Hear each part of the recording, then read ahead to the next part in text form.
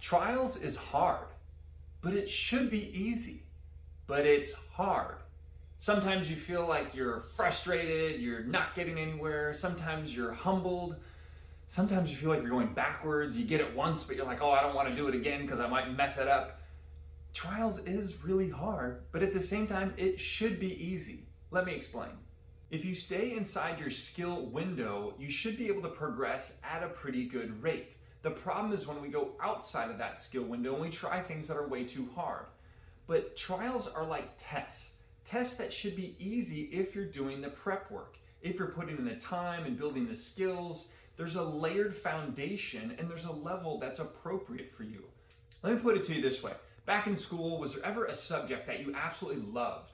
Maybe some of you guys aren't students. I definitely am a student. I like to study things. And so for me, it was gym class. And I remember being back in gym class and doing the hockey curriculum.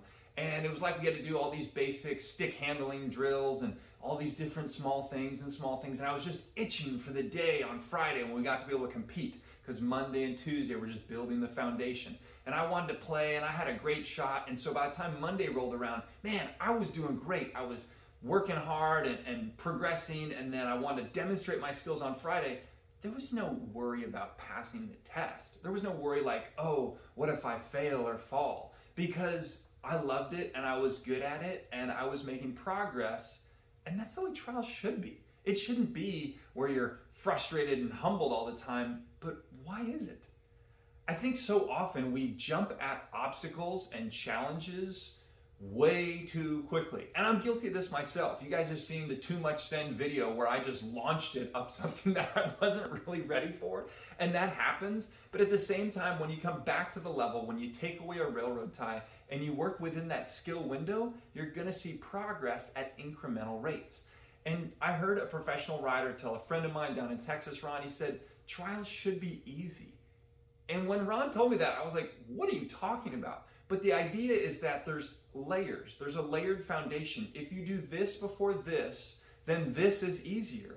And I think too often we try to shortcut the learning process, whether we're bored or whether we've got an ego or we see cool things on YouTube and Instagram and we want to go after the big, fun, sexy, cool stuff. And trials, you see X Trials and it's like a circus show, man. These guys are launching up these huge stuff.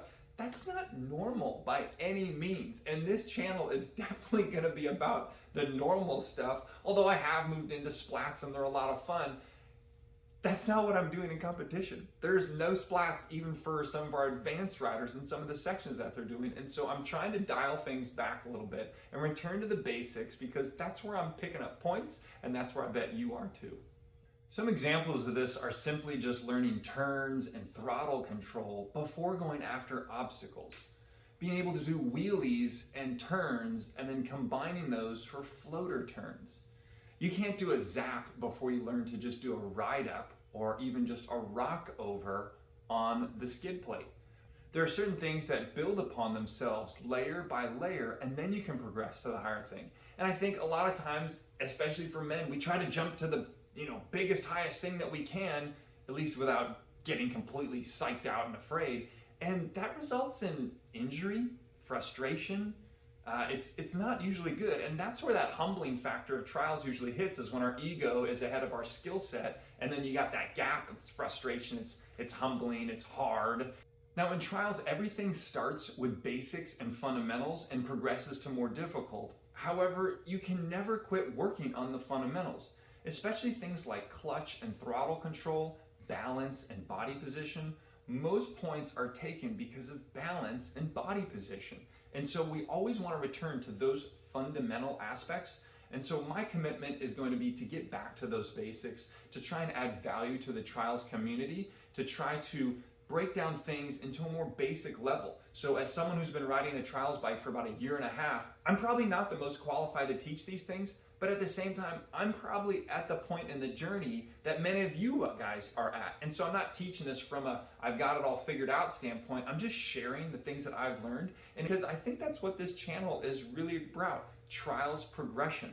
I labeled it first year moto trials when I was in my first year, just because I didn't know what else to label it and I knew it was going to be beginner stuff. And then after the first year, I thought, well, probably should call it second year moto trials. And I don't know where this channel is exactly going to go from here, but it's definitely a journey about my progression through this sport, the things that I have learned that hopefully I can share with you to add value to your riding. So consider subscribing if you haven't already and come along for the journey. Here we go.